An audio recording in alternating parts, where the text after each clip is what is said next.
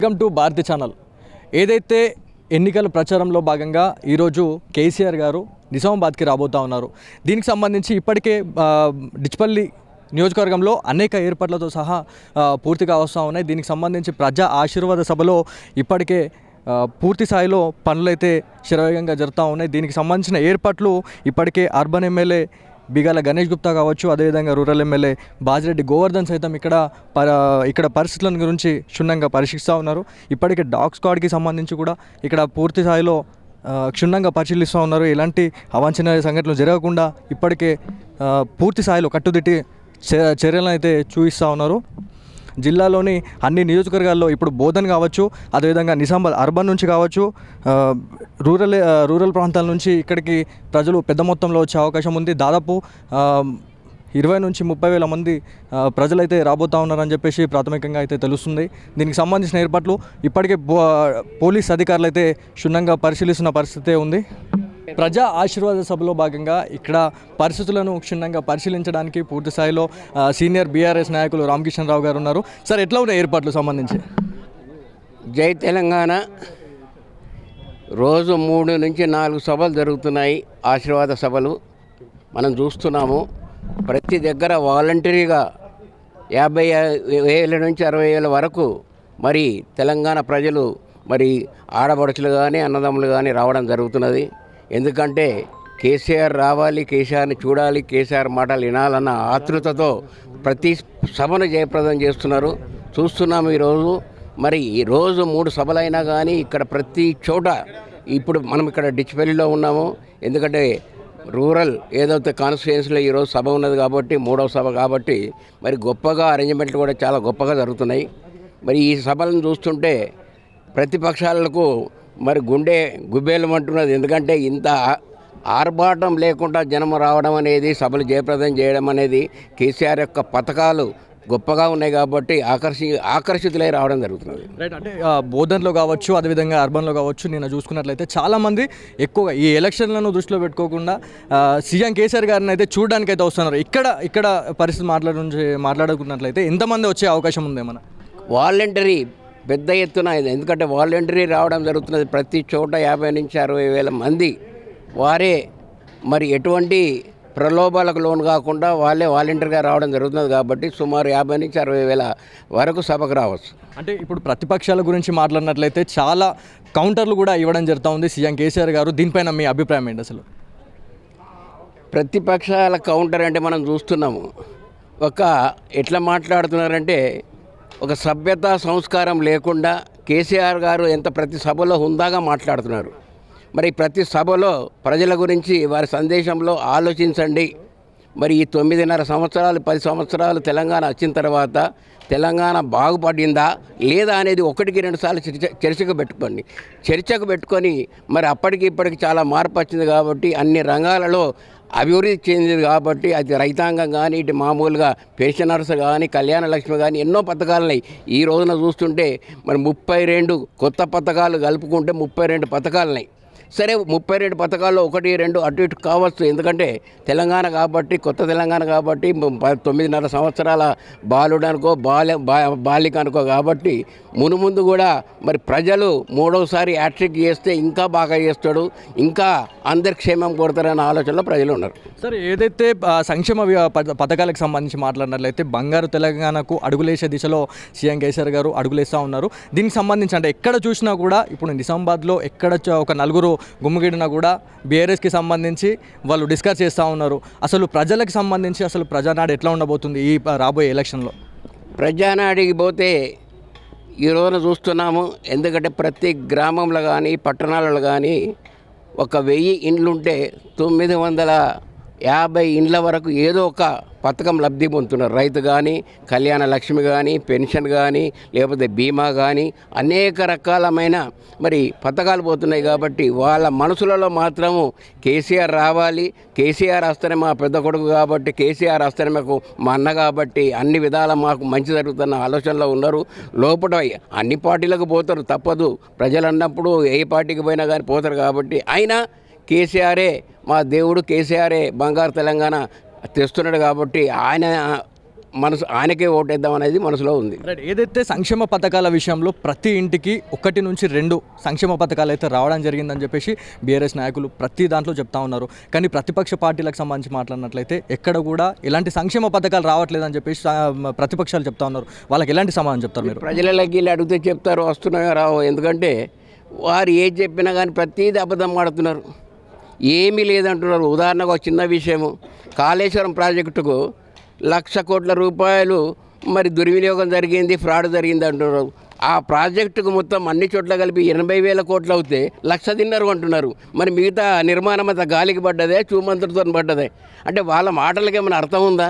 మరి లాంగ్వేజ్ కూడా ఎట్లా మాట్లాడుతున్నారు, ఏదో ఇస్తామంటున్నారు. ఇప్పుడు కాంగ్రెస్ అంటున్నది ఇస్తామని, మరి అక్కడ కర్ణాటకల పరిస్థితి ఏమైంది? ఇప్పుడు కర్ణాటక నుంచి మరి తెలంగాణకు వచ్చి మా యొక్క ఆవేదన చెప్పుకుంటామంటే మరి పర్మిషన్ ఇస్తలేరు. ఎందుకంటే ఎలక్షన్ కోడ్ ఉంది కాబట్టి రావడానికి వీల్లేదు, చెప్పడానికి వీల్లేదు అంటున్నారు. మరి అక్కడ వేసిన 6 సూత్రాల పథకంలో ఏ సూత్రం పనిచేస్తలేదు. గతంలో మీకు తెలుసో తెలియదో మరి 72లో కూడా 6 పాయింట్ ఫార్ములా అని ఒకటి పెట్టినారు, అది దుంగలో దొక్కినారు, ఇప్పుడు గంగలో వేస్తున్నారు.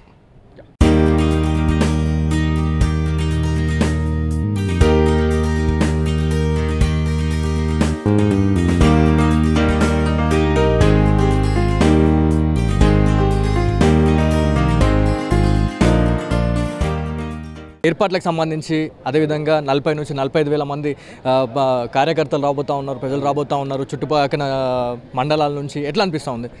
చాలా బాగుంది. ఈ పండగ కోసము మా ప్రజలందరూ కూడా ఎదురు చూస్తున్నారు. గ్రామాల్లో ప్రజలు స్వచ్ఛందంగా మేము ఏదైతే చెప్పినామో ఆ టార్గెట్కి మించి రావడానికి చాలా ప్రయత్నాలు జరుగుతున్నాయి. కానీ కొంత లిమిటేషన్స్ ఉన్నాయి కాబట్టి మేము ఏం చేయలేకపోతున్నాము. చూడాలి. ఇప్పుడు ప్రతిసారి కేసీఆర్ గారి మీటింగ్ అని అంటే మా రూరల్ గ్రామాల్లో ఎట్లుంటుందంటే ఒక భగవంతుని దర్శనం చేసుకునేటట్టు ఫీల్ అవుతారు. ప్రతి సంవత్సరం అట్లయితుంది. ఈసారి కూడా చాలా పెద్ద ఎత్తున ప్రజలందరూ కూడా తరలి వస్తున్నారు. మహిళలు పెద్ద ఎత్తున వస్తున్నారు, రైతులు కూడా వస్తున్నారు. ఇప్పుడే మా బాజిరెడ్డి గోవర్ధన్ గారి ఆధ్వర్యంలో మేము ఒక చిన్న వీడియో క్యాంపెయిన్ కూడా చేసినాము. చాలా స్పెషల్ క్యాంపెయిన్ ఇది. ఈ క్యాంపెయిన్ ద్వారా ఆర్టిఫిషియల్ ఇంటెలిజెన్స్ వాడి రైతు బంధు లబ్ధిదారులందరికీ ఈరోజు ఒక మంచి మెసేజ్ వచ్చింది. చాలా బాగుంది. మీరు అందరు ఎవరికి ఒకవేళ మీరు రూరల్ ఉంటే మీకు కూడా మీ పేరుతో పాటు మెసేజ్ వచ్చేస్తుంది. ఇది నా పేరు మీద వచ్చింది. నమస్కారం బజిరెడ్డి జగన్, జై తెలంగాణ. మీరు రైతు బంధు. నమస్కారం బజిరెడ్డి జగన్, జై తెలంగాణ. మీరు రైతు బంధు లబ్ధిదారు, రైతు సోదరులు. మీకు తెలుసు గౌరవ ముఖ్యమంత్రి గారు రైతులకు ఎంత ప్రాముఖ్యత ఇచ్చున్నాం. ఈ రైతాంగానికి ఉచిత కరెంట్ కానీ, అదేవిధంగా రైతు బంధు కానీ, రైతు బీమా కానీ. ఈరోజు దగ్గర 79,000 మంది రైతులకి ఈ మెసేజ్ వెళ్తుంది. అందరికీ కూడా స్పెషల్గా పర్సనల్గా మరియు లబ్ధిదారులందరినీ పలకరించే దాంట్లో భాగంగా ఈ క్యాంపెయిన్ చేయడం జరిగింది. ఇదే కాకుండా అన్ని స్కీమ్స్ ఎవరైతే ఆసరా పెన్షన్ లబ్ధిదారులు ఉన్నారో వాళ్ళకి మన ఆరోగ్య లక్ష్మి, కేసీఆర్ కిట్స్, రైతు బంధు, రైతు బీమా, ఆఖరికి సీఎం రిలీఫ్ ఫండ్స్ కూడా సంబంధించినటువంటి లబ్ధిదారులకి పిలుపు వస్తుంది. ఇది ప్రతిరోజు ఒక ఎవ్రీడే ఒక కొత్త స్కీమ్కి సంబంధించినటువంటి కాల్ ఉంటుంది, విజ్ఞప్తి ఉంటుంది మా ఎమ్మెల్యే గారిది. స్పెషల్గా సీఎం గారు రాష్ట్రాన్ని సాధించిన తర్వాత తనకు 60 సంవత్సరాలు ఏదైతే కాంగ్రెస్ వారు కానీ టీడీపీ వాళ్ళు కానీ ఏదైతే దోచుకున్నారో దాన్ని చాలా పెద్ద ఎత్తున ప్రజల్లోకి తీసుకెళ్ళి మరి తనకున్నటువంటి అతి తక్కువ కాలంలో ఈరోజు తెలంగాణని ఇండియాలోనే నంబర్ 1గా చేసి పెట్టినటువంటి ఘనత దక్కింది. కాబట్టి ఎవడు ఏ రకమైనటువంటి పుకార్లు లేపినా, ఎవరు ఏ రకమైనటువంటి ప్రాపగాండా చేసినా కూడా ప్రజల హృదయాల్లో కారు గుర్తు కానీ, ప్రజల హృదయాల్లో కేసీఆర్ గారు కానీ ఉన్నారు. ఈరోజు ఆ సభతోటి నిరూపితం అవుతుందని చెప్పి మేము నమ్ముతున్నాం. అంటే ఏదైతే పరిస్థితిలో భాగంగా పూర్తి స్థాయిలో ఇప్పటికే 10 సంవత్సరాలు పూర్తి అయిన సందర్భంలో రాబోయే నెక్స్ట్ జనరేషన్లో ఇప్పుడు 5 సంవత్సరాలు చూసుకున్నట్లయితే ఎట్లా ఉండబోతుంది మీ పరిపాలనకు సంబంధించి? హైటెక్ ఉంటుంది. ఇప్పటికే ఆల్రెడీ హైటెక్ ఉంది. ప్రతి మొబైల్ సర్వీస్ ప్రొవైడరు ఎవ్రీ 2 ఇయర్స్కి ఒకసారి జనరేషన్ మార్చినట్టు ఇప్పుడు 5th జనరేషన్ నడుస్తుంది. అట్లా మన స్టేట్కి కూడా 6th జనరేషన్లోకి తీసుకెళ్లే ప్రక్రియలో కేటీఆర్ గారు ఈరోజు ప్రతి కాన్స్టిట్యున్సీ తిరుగుతూ ఉన్నారు. ఆయన ఒక్కటే చెప్తున్నారు, ఒక చిన్న గ్లింప్స్ ఇచ్చిండు. డెవలప్మెంట్ ఏంటంటే RRRకి ఇంకా ORRకి మధ్యలో పెద్ద సిటీ నిర్మిస్తామని చెప్పిండు. ఏ ప్రధానమంత్రి కూడా ఇవ్వనటువంటి హామీ అది. రేపు ఈ ఎన్నికల్లో మరి హ్యాట్రిక్ సాధించిన తర్వాత దేశ రాజకీయాల్లో ప్రకంపనలు సృష్టించబోయే పార్టీ బీఆర్ఎస్ పార్టీ కాబోతున్నది. దాంట్లో భాగంగానే మరి మేము ఏదైతే మాస్టర్ ప్లాన్ పెట్టుకొని ముందుకెళ్తున్నామో ఈ యువకులకు కానీ, రైతులకు కానీ, మహిళలకు కానీ వాళ్ళు అసలు ఊహించినటువంటి ఒక మంచి మేనిఫెస్టో అండ్ మంచి మాస్టర్ ప్లాన్ తోటి మేము ముందుకెళ్తున్నాం ఖచ్చితంగా. రైట్, ఏదైతే మీ మేనిఫెస్టోలో భాగంగా చాలా పెద్ద మొత్తంలో కేసీఆర్ గారు కూడా చెప్తా ఉన్నారు. దీనిలో భాగంగా ఏదైతే ప్రతి ఇంటికి సంక్షేమ పథకాలు పోతున్న పరిస్థితిలో భాగంగా ఎలాంటి సంక్షేమ పథకాలు రావట్లేదు అని తప్పుదూర పట్టించే పరిస్థితి అయితే కనిపిస్తూ ఉంది. ప్రతిపక్షాలకు మీరు ఎలాంటి సవాల్ ఇస్తూ ఉన్నారు? ఒకటే చెప్తున్నాం ఏంటంటే చాలామందికి కొత్త రేషన్ కార్డ్స్ కావాలి, చాలామందికి కొత్త పెన్షన్స్ కూడా ఎక్కాలి, ఆల్రెడీ ఆన్లైన్ అయినాయి. కానీ ఈ ప్రతిపక్ష దద్దమ్మలకు ఒకటి అర్థం కాలేదు. మనకు గత 5 సంవత్సరాల్లో 2.5 సంవత్సరాలు ఈవెన్ ఈ ప్రతిపక్షాలకు సంబంధించిన కుటుంబ సభ్యులు వాళ్ళు కూడా కరోనాతోటి మరి అందరూ కూడా హాస్పిటల్ పాలైన సంగతి మనం చూసినాం. ఈ 2.5 సంవత్సరాల్లో మొత్తం సిస్టమ్ స్తంభించిపోయింది. బిజినెస్లు నడవలేదు, స్కూల్స్ నడవలేదు, స్కూళ్ళల్లో ఉన్న టీచర్స్ కూడా ఉద్యోగాలు లేకుండా ఇంట్లో కూర్చున్నారు, ప్రైవేట్ స్కూళ్ళ వాళ్ళు. అట్లా ప్రైవేట్ ఇన్స్టిట్యూషన్స్ ఏవి కూడా కమర్షియల్గా నడిచేవి ఈ 2.5 సంవత్సరాలు స్తంభించిపోయి మరి మార్కెట్ డౌన్ అయినప్పుడు మరి మనకు ఉన్నటువంటి 2.5 సంవత్సరాల్లో ఈ మాత్రం మనం చేసి పెట్టినాం.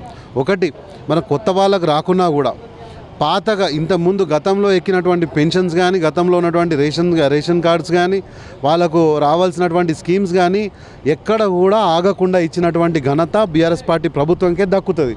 కొత్తగా రావాల్సిన దానికి ఏంటంటే ఎట్లన్నా ఈ 2.5 సంవత్సరాల్లో ట్రెజరీ నిండలేదు కాబట్టి దాంట్లో కొంచెం ముందు వెనుక. అందుకనే లాస్ట్ మంత్లో మేము 1100 మందికి దళిత బంధు ఇచ్చినాం. 1100 అని అంటే దగ్గర 1100 ఇంటూ 10 లక్షలు వేసుకొని 110 కోట్లు.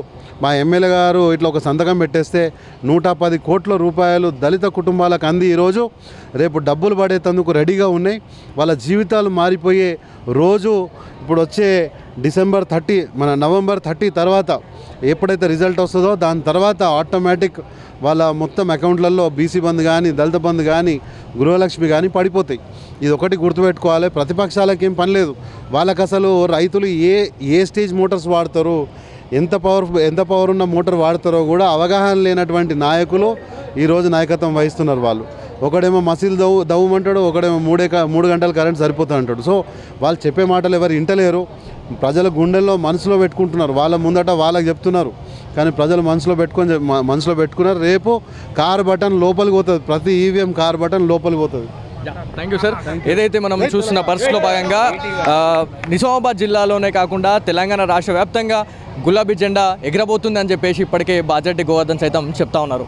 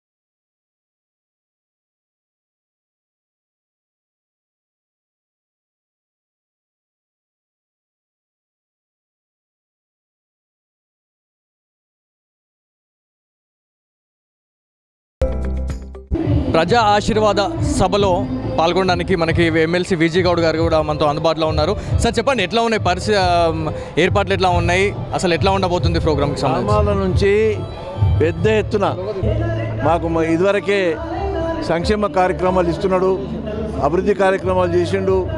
తెలంగాణ రాకముందు ఏమాత్రం కూడా ఈ ఫలాలు అందలేదు. అదేవిధంగా ఈ 10 సంవత్సరాల నుంచి కూడా గ్రామాన పేద ప్రజానికానికి అట్టడుగు బలహీన వర్గాలకు, అన్ని వర్గాలకు, రైతాంగానికి, మహిళలకు అందరికీ కూడా ఈరోజు సంక్షేమ ఫలాలు అందినాయి కాబట్టి ఇంకా మాకు ముఖ్యమంత్రి గారు ఏదైతే మేనిఫెస్టోలో చెప్పిండో ఆ విషయాలని ఇంకా వినాలని, అదేవిధంగా రాబో రోజుల్లో రైతాంగానికి కానీ మహిళలకు కానీ అదేవిధంగా ఇతర అన్ని వర్గాలకు కానీ బీసీలకు కానీ ఎస్టీలకు కానీ మైనార్టీలకు కానీ అదేవిధంగా ఇతర వర్గాలకు కానీ ఇంకా ఏం చెప్తాడనేది ప్రజలు ఎదురు చూస్తూ ఉన్నారు. ముఖ్యంగా ఈ నిజామాబాద్ రూరల్ నియోజకవర్గంలో మరి తెలంగాణ వచ్చిన తర్వాత బీఆర్ఎస్ పార్టీ తరఫున మూడోసారి గౌరవనీయులు బాజిరెడ్డి గోవర్ధన్ గారు మళ్ళీ టికెట్ ఇచ్చింది కాబట్టి ముఖ్యమంత్రి గారు మరి భారీ మెజారిటీతో గెలిపించాలని చెప్పి, ఎందుకంటే తెలంగాణ రాకముందు కాంగ్రెస్ పార్టీ 10 సంవత్సరాల అధికారం ఉంది. ఏమాత్రం కూడా బడుగు బలహీన వర్గాలను పట్టించుకోలే, రైతాంగాన్ని పట్టించుకోలే, గ్రామాల అభివృద్ధి పట్టించుకోలే, నిర్లక్ష్యం చేసినటువంటి తెలంగాణను ఈ 10 సంవత్సరాల కాలంలో వారి నిధులు కేటాయించి ఈరోజు తెలంగాణ బంగారు తెలంగాణ మారాలంటే బడుగు బలహీన వర్గాలకు రైతాంగానికి మేలు చేకూరాలి అని చెప్పి ఏదైతే మన ముఖ్యమంత్రి కేసీఆర్ గారు ఆర్నిశలు మరి బడుగు బలహీన వర్గాలకు రైతాంగానికి చేస్తున్నటువంటి సంక్షేమ ఫలాలు కానీ అభివృద్ధి కానీ మరి తప్పకుండా ఈ నిజామాబాద్ రూరల్ నియోజకవర్గంలో మరొక్కసారి బాజిరెడ్డి గోవర్ధన్ గారిని అత్యధిక మెజార్టీతో గెలిపిస్తామని, అదేవిధంగా బాజిరెడ్డి గోవర్ధన్ గారు గెలవడం వల్ల ముఖ్యమంత్రిగా మళ్ళీ మూడోసారి మరి కేసీఆర్ గారిని గెలిపించాలని చెప్పి ప్రజలు తండోపతండోలుగా గ్రామాల నుంచి ఈరోజు తరలి వస్తూ ఉన్నారు. మేము 2 గంటలకని చెప్పినాం, 2 గంటలకని చెప్తే 12:30 నుంచే మరి ఈరోజు తండోపతండాలుగా మరి బహిరంగ సభ ప్రదేశంలో నిండుతూ ఉన్నారు. కాబట్టి స్పందన బాగుంది. ఈరోజు మళ్ళీ మూడోసారి కూడా బీఆర్ఎస్ ప్రభుత్వం రావాలని ప్రజలు కోరుకుంటూ ఉన్నారు. అదేవిధంగా నిజామాబాద్ రూరల్లో నియోజకవర్గంలో కూడా బాజిరెడ్డి గోవర్ధన్ గారిని కూడా మూడోసారి గెలిపించాలా, భారీ మెజార్టీతో గెలిపించాలని చెప్పి కూడా కోరుకుంటాం. కవిత గారు, ఎమ్మెల్సీ గారు కవిత గారు వస్తారు, జిల్లా మంత్రివర్యులు కాబట్టి ప్రశాంత్ రెడ్డి గారు కూడా వస్తారు. కాబట్టి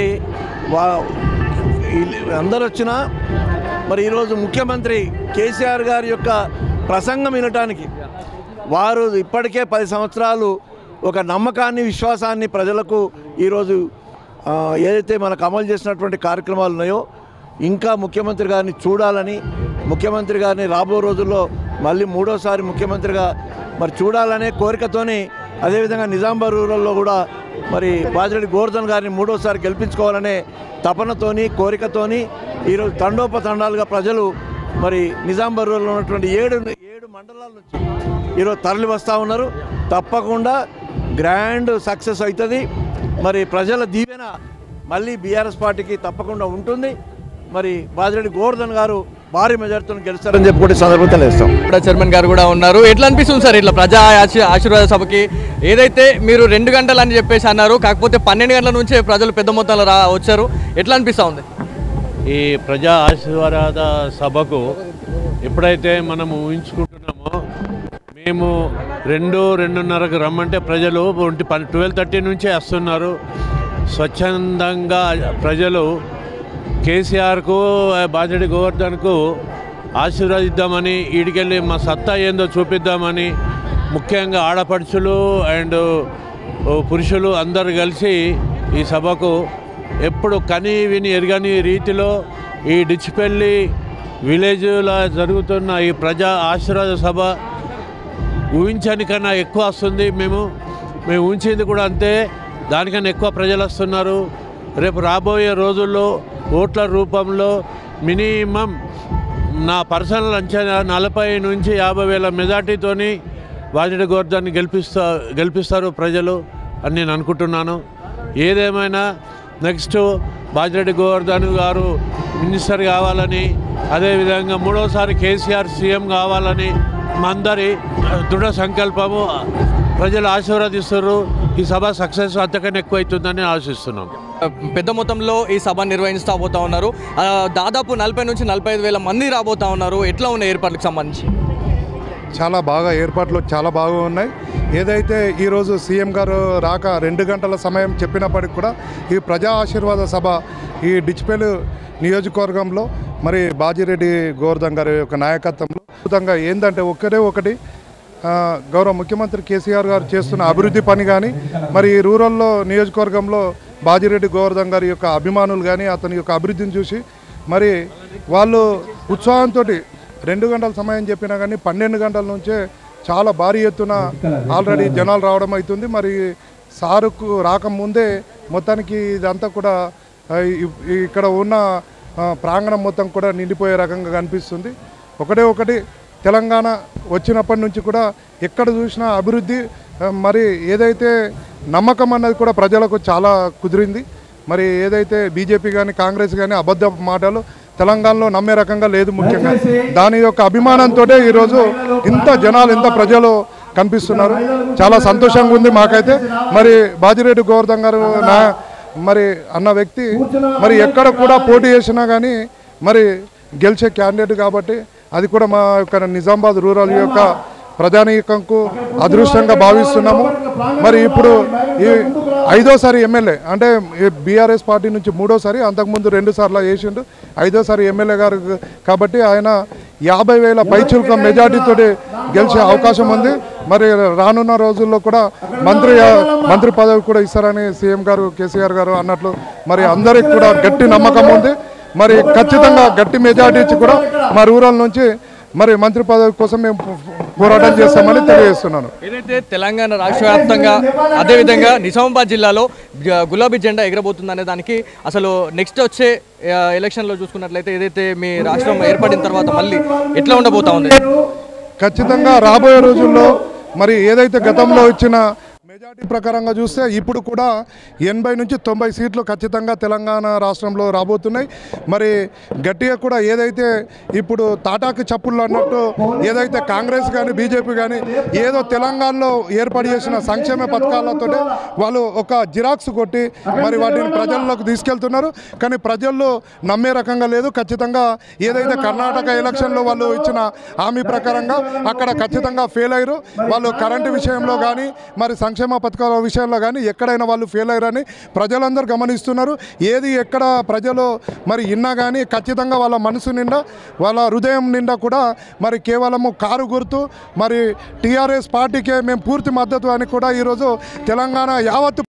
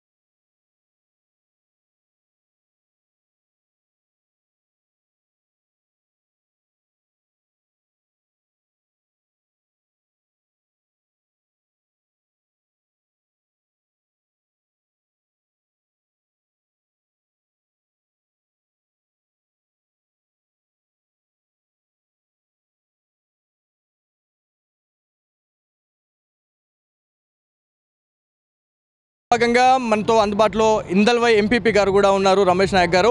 ఎట్లా అనిపిస్తూ ఉంది సార్ అసలు ఎలక్షన్స్ ఇంకొక 15 రోజులలో మనకి రిజల్ట్ కనబోతా ఉంది, మనకి మళ్ళీ మీ జెండా పాతబోతా ఉన్నారా? ఎట్లా అనిపిస్తుంది ప్రజలకు సంబంధించి? 100కు 100% రూరల్ నియోజకవర్గంలో బీఆర్ఎస్ పార్టీ జెండా పాతబోతున్నాము. భారీ మెజారిటీతో బాజిరెడ్డి గోవర్ధన్ కూడా ప్రజలే నిర్ణయం తీసుకోవడం జరిగింది. 30వ తారీఖు నాడు అచ్చ కారు గుద్దు పైన ఓటేసి మరి గెలిపించడానికి నిజామాబాద్ రూరల్ ప్రజలు సంసిద్ధమైనారని చెప్పేసి ఈ సందర్భంగా తెలియజేయచ్చు. ఎందుకంటే 2014లో మంచిగా పనిచేసారు కాబట్టి 18లో దానికన్నా మించి మెజార్టీ ఇవ్వడం జరిగింది బాజిరెడ్డి గోవర్ధన్ గారికి. మరి ఇంకా దానికన్నా ఇంకా అద్భుతంగా పనిచేస్తారు కాబట్టి ఇంకా భారీ మెజార్టీతో గెలిపించడానికి ప్రజలు సిద్ధంగా ఉన్నారని అయితే చెప్పగలను. అంటే మెయిన్గా చూసుకున్నట్లయితే ఏదైతే తాండా వాసులకు సంబంధించి మాట్లాడినట్లయితే గతంలో ఉన్న ప్రభుత్వాలు ఎప్పుడు కూడా గ్రామ పంచాయతీలుగా పరిగణించలేని పరిస్థితి అయితే మనకు కనిపించింది. తెలంగాణ వచ్చిన తర్వాత అన్ని రకాలుగా ఫెసిలిటీస్ కల్పిస్తున్నాం, అన్ని రకాలుగా ఇస్తున్నాం అని చెప్పేసి నాయకులు చెప్తా ఉన్నారు. దీనిపై మీ స్పందన ఏంటి? వాస్తవమే అది. సేవాలాల్ మహారాజ్ జయంతి, మా బంజారుల ఆరాధ్య దైవమైనటువంటి సేవాలాల్ మహారాజ్ జయంతిని కూడా అధికారికంగా నిర్వహించడం ఒక కేసీఆర్కే సాధ్యమైంది. మరి తాండాలకు గ్రామ పంచాయతీ కూడా ఏర్పాటు చేయడం కూడా అది కేసీఆర్తోనే సాధ్యమైంది. మా తాండా మా రాజ్యం అనేది కేసీఆర్తోనే మా కళ నెరవేరింది. దాంతోపాటు ఎన్నో సంవత్సరాల నుంచి గిరిజనులంతా పోడు సమస్యలతో చాలా ఇబ్బందులకు గురైనాం. మరి దాన్ని కూడా శాశ్వత పరిష్కారం చూపించినటువంటి నాయకుడు కేసీఆర్ ఈరోజు గిరిజనులకు. మరి దానివల్ల మాకు రైతు బంధు, రైతు ఇన్సూరెన్స్తో పాటు అద్భుతంగా సాగునీరు, తాగునీరు, అనేకమైనటువంటి సంక్షేమ పథకాలు, అదేవిధంగా రిజర్వేషన్లు కూడా 6% నుంచి 10% పెంచి మరి మాకు ఇంజనీరింగ్లో అవకాశాలు, మరి మెడికల్ సీట్లో అవకాశాలు, ఉద్యోగాలతో అవకాశాలు కల్పించినటువంటి కేసీఆర్ కాబట్టి గతంలో ఏ నాయకుడు ఏ పార్టీ కూడా గిరిజనులను పట్టించుకోలేదు. మరి కేసీఆర్ గారు ఒక్కరే పట్టించుకురానన్న విషయం మాత్రం వాస్తవమని ఈ సందర్భంగా తెలియజేస్తా ఉన్నాం. ఏదైతే మరికొద్దిసేపట్లో సీఎం కేసీఆర్ కూడా ఇక్కడ రాబోతా ఉన్నారు, ఎట్లా ఉండబోతుంది స్పీచ్ అనే దానిపైన చాలామంది ప్రజలు కూడా ఎదురు చూస్తున్న పరిస్థితి మనకు కనిపిస్తూ ఉంది. ఎట్లా ఉన్నాయి అసలు కౌంటర్స్ ఎట్లా ఉన్నాయి సార్కి సంబంధించి? తప్పకుండా, ఎందుకంటే కేసీఆర్ అంటే ఇతర పార్టీలు మేనిఫెస్టోలో పెట్టిన పథకాలు ఇచ్చిన మాటనే నిలబెట్టుకోరు. కేసీఆర్ మేనిఫెస్టోలో పూర్తి స్థాయిలో కంప్లీట్ చేసి మరి చెప్పని కూడా చాలా పనులు చేసినటువంటి నాయకుడు, ఏకైక నాయకుడు కేసీఆర్ గారు కాబట్టి కేసీఆర్ గారికి సంపద సృష్టించడం తెలుసు. సృష్టించిన సంపదను ఏ రకంగా అగ్రవర్ణాలుగా అంటే బడుగు బలైన వర్గాలకు ఏ రకంగా పంచు పెట్టాలో కూడా తెలిసిన నాయకుడు ఒకే ఒక నాయకుడు కేసీఆర్ గారు. మరి తప్పకుండా, ఎందుకంటే మధ్యలో కరోనా కానీ రకరకాల ఇబ్బందులు కూడా గురైనాం. మరి ఇప్పుడు రాబోయే రోజుల్లో మళ్ళీ ప్రభుత్వం వస్తే మంచి ఈ రాష్ట్రాన్ని సస్యశ్యామలంగా తీర్చిదిద్దే విధంగా కేసీఆర్ గారి మా యొక్క నిజామాబాద్ రూరల్ ప్రాంతాన్ని కూడా సస్యశ్యామలం చేసే విధంగా వారి యొక్క స్పీచ్ ఉంటుందని చెప్పేసి కూడా ఈ సందర్భంగా అనుకుంటాం. Thank you sir. మనం చూడొచ్చు, అంటే ఏదైతే 10 సంవత్సరాలుగా బీఆర్ఎస్ పరిపాలన అయితే చాలా బాగుందని చెప్పేసి చెప్తా ఉన్నారు. ఏదైతే తాండాలని గ్రామ పంచాయతీలు చేసిన ఘనత ఓన్లీ కేసీఆర్కి మాత్రమే దక్కుతుందని చెప్పేసి చెప్తా ఉన్న పరిస్థితిలో భాగంగా మరికొందరు ప్రజాప్రతినిధులు కూడా మనతో ఉన్నారు. ఎట్లా అనిపిస్తుంది సార్ అసలు సభకు సంబంధించి? ప్రజా ఆశీర్వాద సభ 3 గంటలకు షెడ్యూల్ అయినా 1 గంటకే సభా ప్రాంగణం నిండిపోయే పరిస్థితి కనబడుతుంది. ఈ ప్రజా ఆశీర్వాద సభకి బాజిరెడ్డి గారిని ఆశీర్వదిస్తానికి విచ్చేస్తున్న టీఆర్ఎస్ శ్రేణులకి, అఖండ ప్రజానికానికి మేము స్వాగతం పలుకుతూ ఈ ఎన్నికలు ఈ ప్రజా అభిప్రాయానికి అద్దం పట్టే విధంగా ప్రజలు వచ్చేదాన్నే సంకేతంగా భావించవచ్చు. అలాగే కేసీఆర్ గారు చేపడుతున్న ఈ కార్యక్రమాలు, సంక్షేమ కార్యక్రమాలు కానివ్వండి, బాజిరెడ్డి గారు ఈ నియోజకవర్గంలో చేసిన ప్రజలకి అకటిత సేవ కానివ్వండి, ఈ నిరంతరం డెవలప్మెంట్కు పాటుపడుతున్న ఎమ్మెల్యే గారిని 3వసారి బీఆర్ఎస్ తరపున ఎన్నుకోవడానికి ప్రజలందరూ ఏ రోజు ఓటింగ్ వస్తుందా, డబ్బాలన్నీ పగిలిపోయే విధంగా భారీ మెజారిటీతో గెలిపిస్తానికి నిశ్చయమై ఉన్నారు.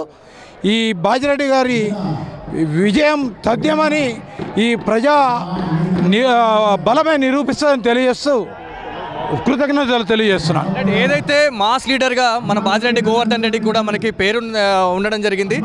5 సార్లు ఎమ్మెల్యే అయిన క్యాండిడేట్ బాజిరెడ్డి గోవర్ధన్ గారు, దీనికి సంబంధించి ఎట్లా అనిపిస్తూ ఉంది? ఆయన మాస్ లీడర్, తెలంగాణ రాష్ట్రంలో అరుదైన నాయకుల్లో అత్యంత ప్రజాదరణ జరిగిన మాస్ నాయకుల్లో ఒకడు. 3 కాన్స్టిట్యున్సీల్లో 3 సార్లు గెలిచి ఈ కాన్స్టిట్యున్సీలో మరి 3వసారి గెలవబోతున్న ఆయన అదొకటే తార్కాణం మాస్ లీడర్ అని చెప్తానికి. ఇతర నియోజకవర్గాలు అన్నింటిలో మహామహుల్ని మట్టి గర్పించి గెలిచిన నాయకుడు ఆయన రోజు కనీసం 1000-2000 మందిని వ్యక్తిగతంగా సమస్యలు పరిష్కరిస్తూ మాస్ లీడర్గా పేరొందాడు. తెలంగాణలో ఉన్న అత్యధిక ప్రజాదరణ కలిగిన నాయకుడు మా ఎమ్మెల్యేగా ఉండడం అదృష్టంగా భావిస్తున్నాం. ఏదైతే మన కాన్స్టిట్యున్సీ ఏదైతే మన రూరల్ నియోజకవర్గంలో చూసుకున్నట్లయితే ప్రజలు చాలామంది అంటూ ఉన్నారు, నిజామాబాద్ జిల్లాలో ఎక్కడ నిలబడ్డా కూడా బాజిరెడ్డి గోవర్ధన్కి తిరుగులేదనే మాట అయితే బయటకు రాబోతూ ఉంది. దీనికి సంబంధించి అసలు కరెక్టేనంటారా? దాంట్లో ఎటువంటి భేషజాలు సందేహాలు అవసరం లేదు.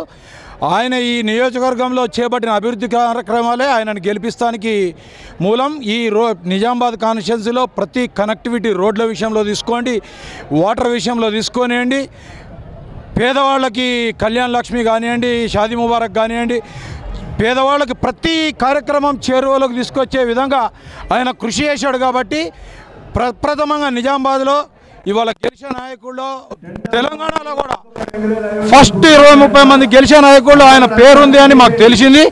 అదొక్కటే ఆయన పనిచేసే విధానానికి తార్కాణం అని చెప్పి తెలియజేస్తున్నాను. ఏదైతే ఆర్మూర్ నియోజకవర్గం కావచ్చు, బాన్స్వాడలో ఇప్పటికీ బాజిరెడ్డి గోవర్ధన్ అనే పేరు అయితే మార్మోగిపోతా ఉంది. అభిమానులు పెద్ద మొత్తంలో ఆయన కోసం ఎదురు చూస్తున్నారు అని చెప్పేసి కూడా మనకు చెప్తా ఉన్నారు. ఇది ఎంతవరకు కరెక్ట్ అంటారు? మీరు చెప్పింది 100% కరెక్టు. బాన్స్వాడ నియోజకవర్గం వాళ్ళు ప్రజలు ఎదురు చూస్తానికి కారణం ఉంది. ఆయన గతంలో బాన్స్వాడ శాసనసభ్యుడిగా పనిచేసినప్పుడు ఆ నియోజకవర్గానికి కాకుండా నిజాం సాగర్ రీమోడలైజేషన్కి 550 కోట్లు తీసుకొచ్చి శాంక్షన్ చేపించి అది మొత్తం నిజాం సాగర్ ఆధునీకరణ చేసింది ఆయనే. కాబట్టి న్యాచురల్గా ప్రజలు ఎక్కడ డెవలప్మెంట్ చేసినా కోరుకుంటారు. అట్లే ఆర్మూర్లో అంతకుముందు ఉన్నప్పుడు నిత్యం ప్రజలకు అందుబాటులో ఉండే వ్యక్తి కాబట్టి ఇటువంటి వ్యక్తి ఎమ్మెల్యే అయితే బాగుంటుందని ఎవరైనా కోరుకుంటారు.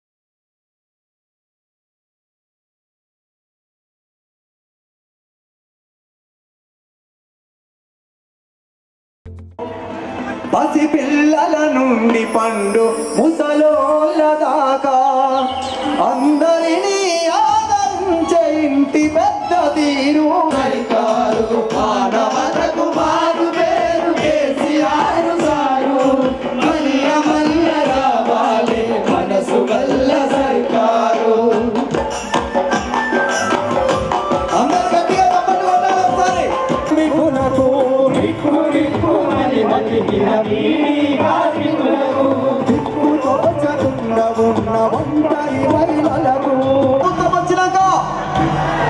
ఎంత పంపించండి. అక్కడ కూర్చుంది వాళ్ళు కూర్చుంటారు. అక్కడ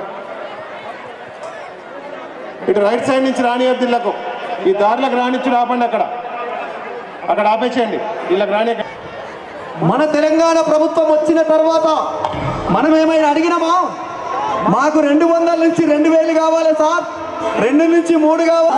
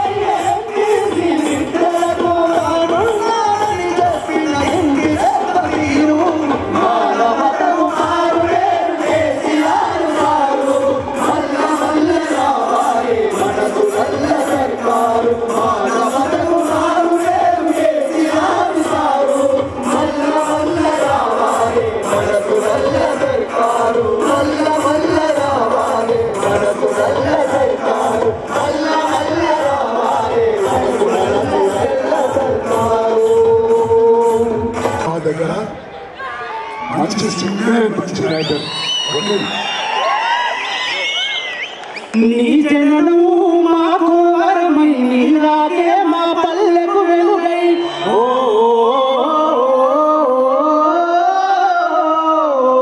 నీ అడుగులు మోసిన నేనా పరవశించనయ్యో జననేత ఓ జననేత జననేత జయం జయం భాగీరథి గోవన్నా జననేత జయం జయం భాగీరథి గోవన్నా జననేత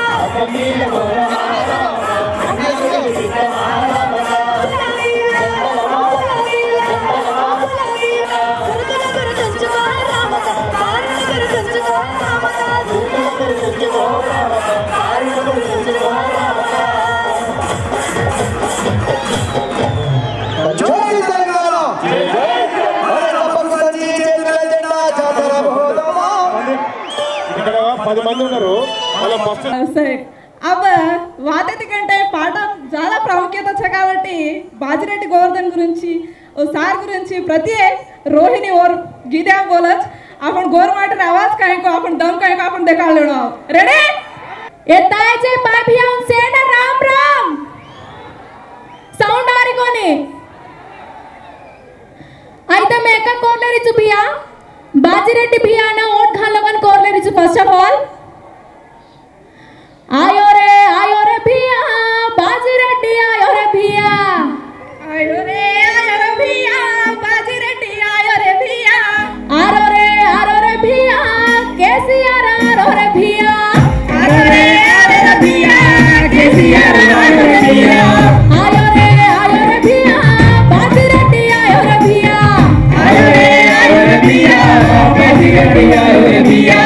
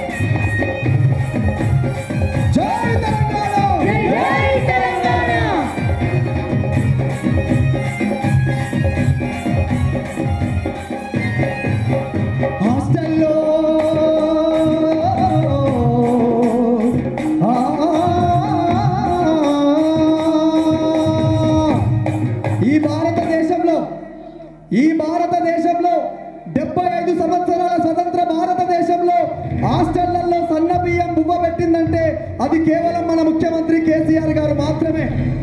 గతంలో ఎవరైనా పెట్టిరా? సన్న బియ్యంతో పువ్వును చూసి చెరువులలో ఈద చేప పిల్లల చూసి చెరువులలో ఈద చేప పిల్లల చూసి చెరువులలో ఈద చేప పిల్లల చూసి సారును చూసి కేసీఆర్ను చూసి సారును చూసి కేసీఆర్ను చూసి సారును ఒక్కసారి ఈ నిజామాబాద్ గడ్డ మీద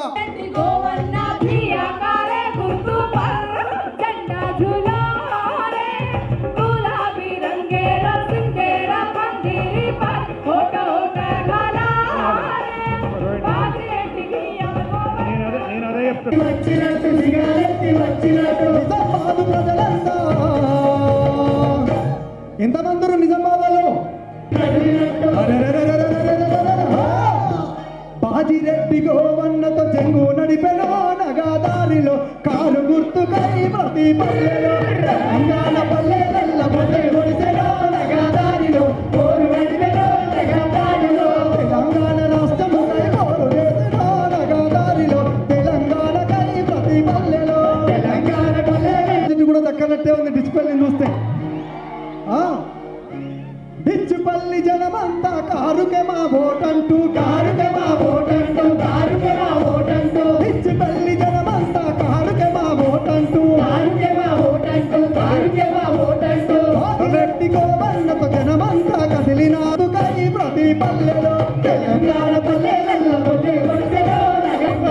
కదిలినట్టు కదిలినట్టు ఇందల్లో ఈ జనమంతా ఒక్కటై కదిలినట్టు ఒక్కటై కదిలినట్టు ఒక్కటై కదిలినట్టు కారుకే మా ఓటు సంచి అరే జబ్బకు సంచి చేతుల జెండా చందరబోధమా పునబిల డబరబోధమా జబ్బకు సంచి చేతుల జెండా చందరబోధమా పునబిల డబరబోధమా జబ్బకు సంచి చేతుల జెండా జబ్బకు సంచి జబ్బకు సంచి జబ్బకు సంచి కారు గుర్తుకే ఓటని ప్రతి నవ్వునుదమా కాంగ్రెస్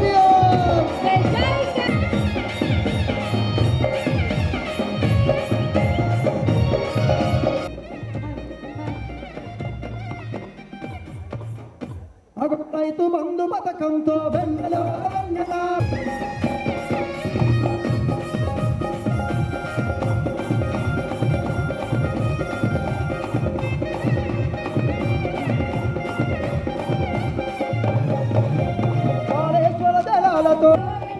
రైతు బంధు పథకంతో రైతు పెద్ద అయినాడు వెన్నెలో వెన్నెల రావణ సందనాలు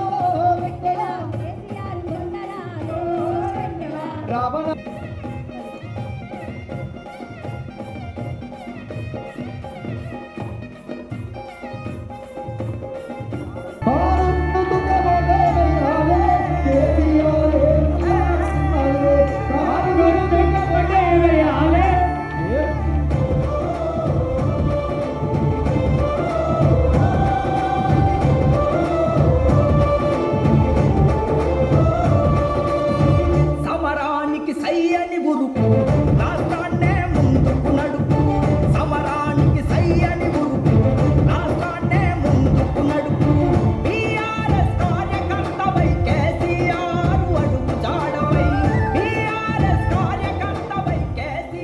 దయచేసి కూర్చోవాలి.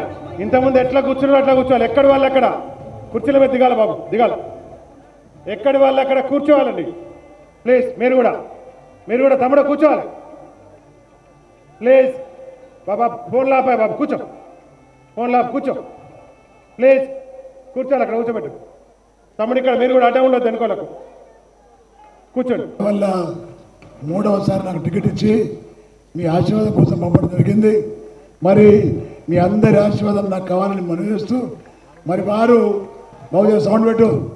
మరి ఈరోజు మరి గౌరవ ముఖ్యమంత్రి గారు మన నిజామాబాద్కు వారు చేసిన సేవ మరి విపరీతంగా చేశారు. మనకు ఈ 10 ఏళ్లలో తెలంగాణ రాకముందు నిజామాబాద్ ఎట్లా ఉండే, తెలంగాణ వచ్చిన తర్వాత గౌరవ ముఖ్యమంత్రి గారి యొక్క ఆలోచనతో వారి యొక్క సహకారం వల్ల ఏ విధంగా అభివృద్ధి చెందింది మీ అందరికీ బాగా తెలుసు. మరి ఈరోజు మనకు నిజామాబాద్ రూరల్లో వారు వచ్చిన తర్వాత వారు ముఖ్యమంత్రి అయిన తర్వాత మన ప్రాంతంలో 2 కొత్త మండలాలు ఏర్పాటు చేయడం జరిగింది, మోపాల్ మరియు ఇందల్వాయి. మొన్ననే నా యొక్క విజ్ఞప్తి మేరకు రామడు ప్రాజెక్టు ఇవ్వడం జరిగింది. మరి అదేవిధంగా మరి దర్పల్లి మండలంలో 100 పడకల ఆసుపత్రి వారు ఇవ్వడం జరిగింది. మరి ధన్యవాదాలు తెలియజేస్తున్నా, అది కూడా స్టార్ట్ అవుతూ ఉంది. మరి అదేవిధంగా 100 పడకల ఆసుపత్రి ఇవ్వడం జరిగింది కాబట్టి అక్కడ ఒక నర్సింగ్ కాలేజ్, ఒక పాలిటెక్నిక్ కాలేజ్ కావాలని మనం చేస్తున్నాం. అదేవిధంగా నియోజకవర్గంలో మొన్ననే మన డిచ్పల్లి మండల్లో చాలా రోజుల కోరిక ప్రజలది, డిగ్రీ కాలేజ్ కూడా వారు ఇవ్వడం జరిగింది. వారు ధన్యవాదాలు తెలియజేస్తున్నా. మరి దాంతోపాటు డిచ్పల్లిలో యూనివర్సిటీ ఉంది సార్, తెలంగాణ యూనివర్సిటీ. మరి డిగ్రీ కాలేజ్ ఇచ్చారు మీరు. అందరి కోరిక ఏంటంటే ఒక ఇంజనీరింగ్ కాలేజ్ ఇస్తే బాగుంటుందని వారు కోరుతున్నారు. దయచేసి మంజూరు చేయాలని మనం చేస్తూ ఉన్నాం. అదేవిధంగా లంబాడ సోదరులు, బంజారా సోదరులు చాలామంది ఉన్నారు. మరి వారి కోరిక మేరకు మీరు 50 తాండాలకు గ్రామ పంచాయతీ చేసినారు. అది మీ యొక్క పుణ్యం వల్ల అయినాయి. అవన్నీ డెవలప్ జరుగుతూ ఉన్నాయి. అదేవిధంగా 3000 ఎకరాలకు మీ యొక్క ఆజ్ఞ వల్ల మరి పోడు భూములు కూడా వచ్చినాయి, అందరికీ రైతు బంధు కూడా వచ్చింది. ఇంకా కొంతమందికి మిగిలిపోయినాయి, వారికి కూడా ఇస్తే బాగుంటుందని నా రిక్వెస్ట్.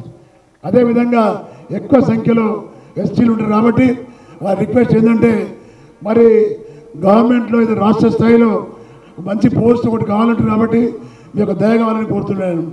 మరి అదేవిధంగా మరి వల్ల మనకు రహదారి నేషనల్ హైవే 50 కిలోమీటర్లు ఉంటుంది సార్. మాకు చాలా పంటలు పండుతూ ఉన్నాయి, పసుపు కానీ పేడ కానీ మీ దయవల్ల పండుతూ ఉన్నాయి.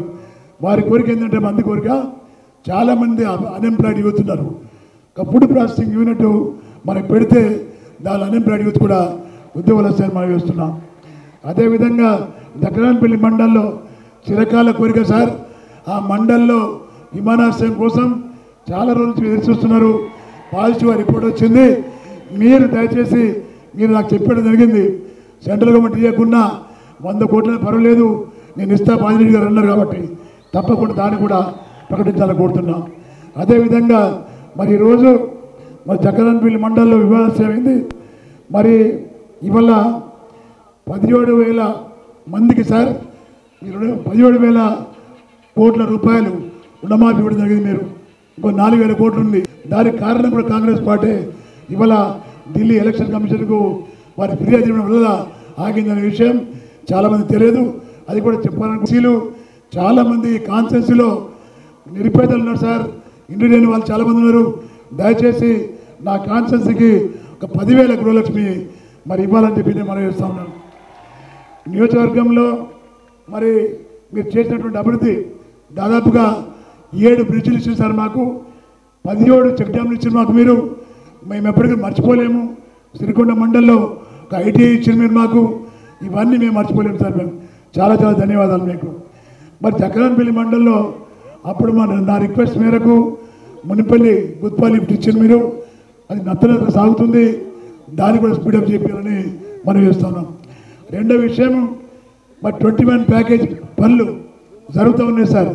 4 పంపులు అయినాయి, కొంత స్పీడప్ కాలేదు.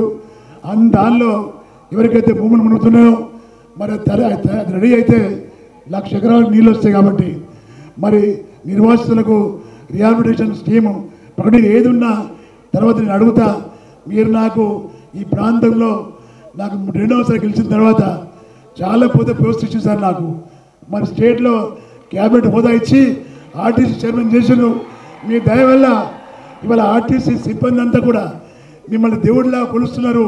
ప్రభుత్వంలో విలీనం చేసి 43,000 మంది ఉద్యోగస్తులను మీరు ఆదుకోవడం మరి చాలా సంతోషం సార్. ఆ పీరియడ్లో నేను చైర్మన్ కావడం మీ దయ వల్ల నాకు సంతోషం ఉంది సార్. మరి ఇంకా చాలా విషయాలు ఉన్నాయి. మరి దయచేసి మీరు మాట్లాడవలసి చాలా ఉన్నాయి. ఇంకేదైనా ఉంటే నేను పర్సనల్గా మీకు కలుస్తా, తప్పకుండా నాకు సాయం చేయాలని కోరుకుంటూ ముగిస్తున్నా. జై తెలంగాణ, కారు గుర్తుకే జై తెలంగాణ. దయచేసి ఎవరు కూడా సార్ స్పీచ్ అయ్యేదాకా ఎవరికి కలవద్దు, దయచేసి చెప్తున్నా. గౌరవ పార్లమెంట్ సభ్యులు శ్రీ సురేష్ రెడ్డి గారు, జడ్పీ చైర్మన్ విఠలరావు గారు, ఈసీఎంఎస్ చైర్మన్ సాంబారి మోహన్ గారు, నుడా చైర్మన్ ఈగ సంజీవరెడ్డి గారు, మాజీ ఎమ్మెల్సీ బీజీ గౌడ్ గారు, బాజిరెడ్డి జగన్మోహన్ గారు, రైతు నాయకులు శ్రీ నరసింహనాయుడు గారు, మాన్య మంత్రివర్యులు ప్రశాంత్ రెడ్డి గారు, వేదికను అలంకరించిన స్థానిక సంస్థల ప్రజాప్రతినిధులు, పార్టీ నాయకులు, డిచ్పల్లి నిజామాబాద్ రూరల్ నియోజకవర్గం నుంచి పెద్ద సంఖ్యలో తరలివచ్చినటువంటి అన్నదమ్ములకు, అక్క చెల్లెలకు అందరికీ నా నమస్కారం. మన దేశానికి 75 సంవత్సరాలు జరిగిపోతూ ఉంది స్వతంత్రం వచ్చి. ప్రజాస్వామ్య ప్రక్రియ కొనసాగుతూ ఉంది. కానీ ఆ ప్రజాస్వామ్య ప్రక్రియలో ఎంత మెచ్యూరిటీ, ఎంత పరిణతి రావన్నో అంత పరిణతి ఇంకా రావడం లేదు. ఎక్కడైతే డెమోక్రసీ బాగా మెచ్యూర్ అయిందో, ప్రజాస్వామ్యం పరిణతి చెందిందో ఆ దేశాలు బాగా ముందుకు పోతూ ఉన్నాయి. మీ అందరితో నేను ఒక మాట ప్రార్థిస్తా ఉన్నా, ఎన్నికలలో ఆగమాగం కావద్దు. ఎన్నికలలో ఆలోచన చేయాలి, మన వివేచన శక్తిని పెంచుకోవాలి, మంచేదో చెడేదో గుర్తించాలి. ఏం జరుగుతుంది, ఎలక్షన్ వస్తే పార్టీకి ఒక నాయకుడు నిలబడతారు, అది కామన్గా జరిగేది. బీఆర్ఎస్ తరఫున గోవర్ధన్ గారు ఉన్నారు, కాంగ్రెస్కి ఎవరో ఒక ఆయన ఉన్నాడు, బీజేపీ కూడా ఎవరో ఒక ఆయన ఉంటాడు, ఒకడో అరా ఇండిపెండెంట్ కూడా ఉండవచ్చు. వాడు మా అభ్యర్థి ఎటువంటి వాడు, మంచి చెడ్డ విచారించాల్సిందే, దాని మీద నిర్ణయం తీసుకోవాల్సింది. దానికంటే కూడా ముఖ్యంగా ఈ అభ్యర్థుల వెనకాల అభ్యర్థుల పార్టీలు, ఆ పార్టీల చరిత్ర ఏంటి, ఆ పార్టీల నడవడిక ఏంది, వాళ్ళకి అవకాశం వస్తే ప్రజల గురించి ఏం ఆలోచిస్తారు, ఏం చేస్తారు అనేది బాగా ఆలోచించి నిర్ణయించి ఓటేస్తే ఎన్నికల్లో ప్రజల గెలుపు అనేది ప్రారంభమైంది.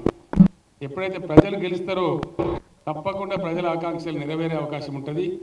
అది చాలా మంచి సాంప్రదాయం.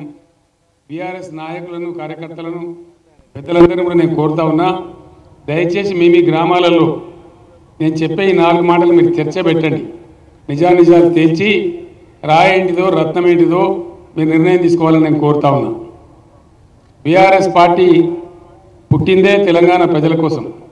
మీ కన్న ముందరనే పుట్టింది 24 ఏళ్ల క్రితం. తెలంగాణ సాధించేదాకా విశ్రమించను అని చెప్పి నేను ప్రతిజ్ఞ చేసి మీ అందరి సహకారంతో మనందరం కలిసి ఉద్యమం చేస్తే రాష్ట్రం తెచ్చుకున్నాం. అసలు ఉన్న తెలంగాణ ఊడగొట్టిందే కాంగ్రెస్ పార్టీ.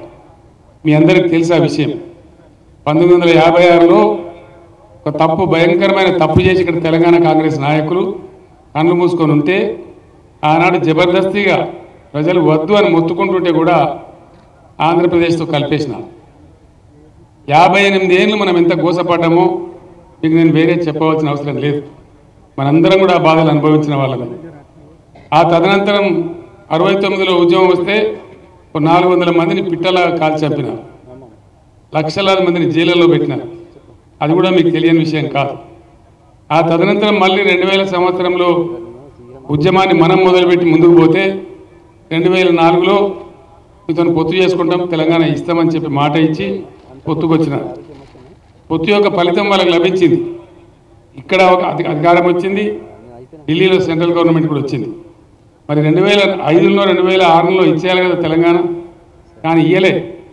మళ్ళా దోకా చేసింది, మళ్ళా వెనుకకు పోయింది.